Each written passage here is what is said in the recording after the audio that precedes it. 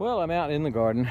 The potatoes are up and looking good. I was afraid of that cold weather that came right after I planted them, just days after I planted them, 25 degrees or so, and I was afraid it was going to get them, but it didn't. So, we are out here today. We're going to cover them up, bring some dirt up on them, and cover those tops up a little bit, not completely, but a little bit, using the Hoss plow, with the plow set up to pitch toward the inside, taking dirt from the outside, pitching it toward the inside. I'll be showing you that. But just anyway, good looking stand of potatoes. No potato bugs on them yet, but I do have a potato bug problem, so we'll see. I need to go ahead and probably spray them with maybe some Monterey. I'm not sure what to use, but I do have some Monterey, and that's an organic spray.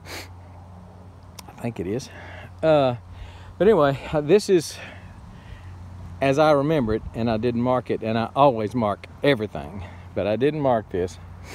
But I'm pretty sure that this, 99% sure, this is Yukon Gold.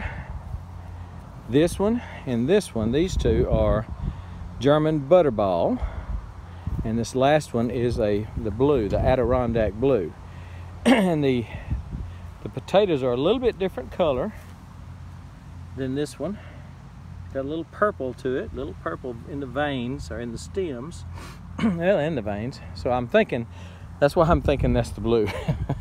I only planted one row of the Adirondack blue, and since these are look a little bit different, I believe that's it. Adirondack blue, German Butterball, Yukon Gold. So let me set up the tripod, and we'll start trying to cover these up. I've let these get too tall, really, but we're gonna try it. Let me set it up. Now, you will notice this is the high arch, which gives me a little bit of room. That's why I can go over those potatoes, even though they're a little tall. I can go in and straddle the row because of the high arch. So it definitely has its place in the garden. Corn, potatoes, things like that get a little tall, and you need that high arch to be able to straddle the rows. So let's do that.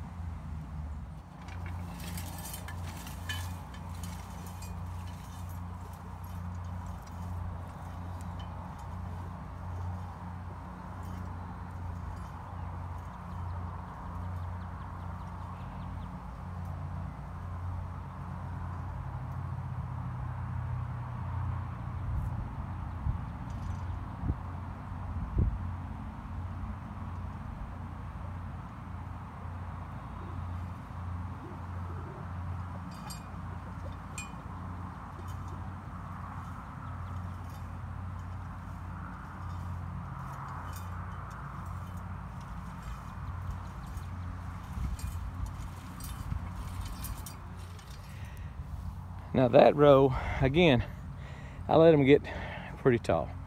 So what I'm gonna have to do with that row is come in here with a rake. I've already got the soil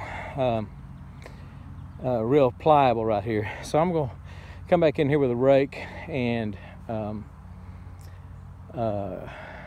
shovel more dirt than what I'm able to do. I just let them get too tall. These three rows are about right as far as coming through here. I'm probably gonna have to maybe all of them. Gonna have to come back with a rake and throw some dirt on them. I want that mound as high as I can get it. I want to cover up as much of that stem as I can, because that's where you're gonna get your potato growth. And I want lots of taters. So let me show you one more row, and then I'll get the rake and show you that.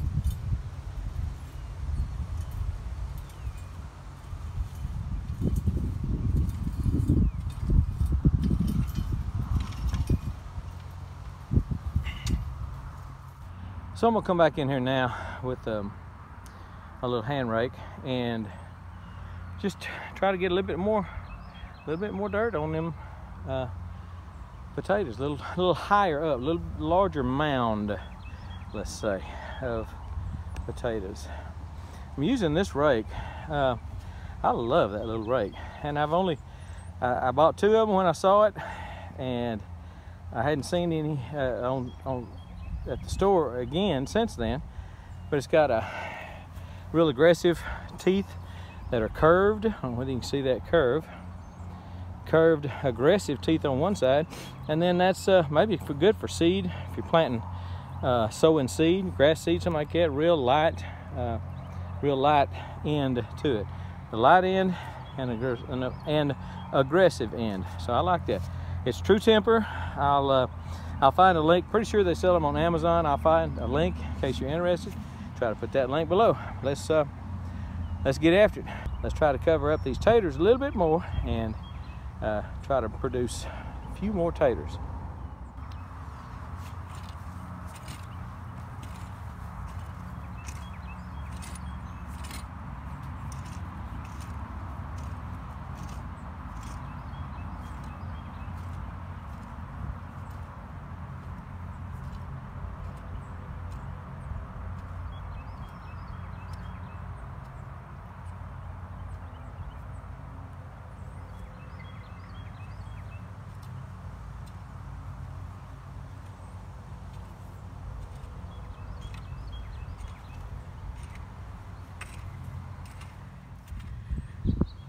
So that's what we're looking for.